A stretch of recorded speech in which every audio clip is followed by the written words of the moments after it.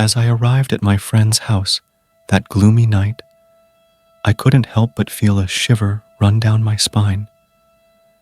The wind whispered eerie melodies through the trees, and the moon was hidden behind a thick blanket of clouds, casting an ominous darkness on the secluded street. I had always dismissed tales of exorcisms as nothing more than fiction, mere scare tactics for late-night campfire gatherings. Little did I know, I was about to witness an unearthly encounter that would forever haunt my dreams. As I made my way into my friend's bedroom, the air grew heavy with an otherworldly tension.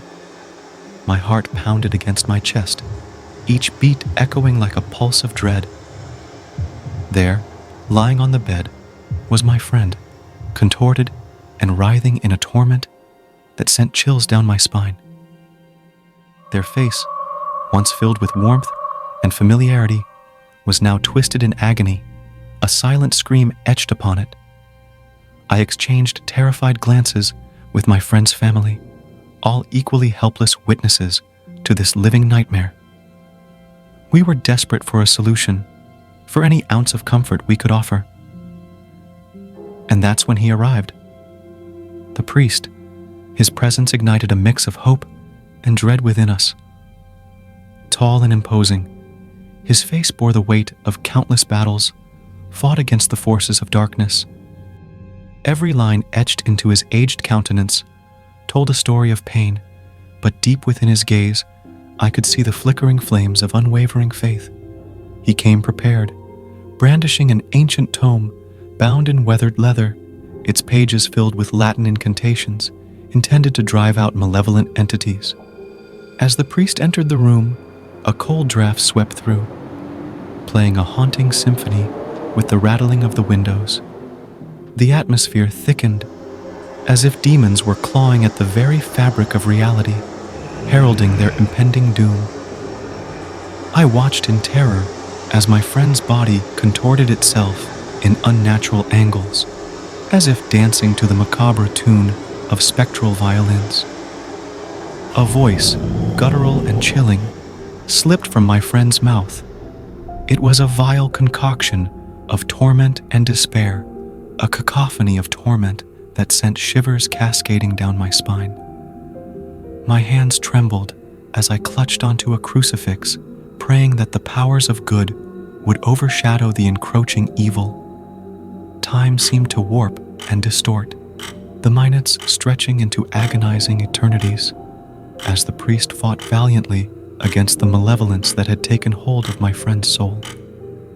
His words, once gentle and soothing, transformed into fierce commands, aimed at the unseen presence writhing within our midst.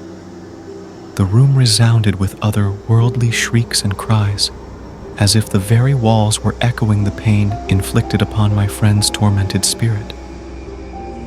This relentless struggle continued through the darkest hours of the night, until the first inklings of dawn painted the horizon in an icy hue. With every ounce of strength that the priest possessed, he banished the demons that had held my friend in their clutches. And as the cold light of day washed over us, the tortured expression on my friend's face faded, replaced by a newfound peace.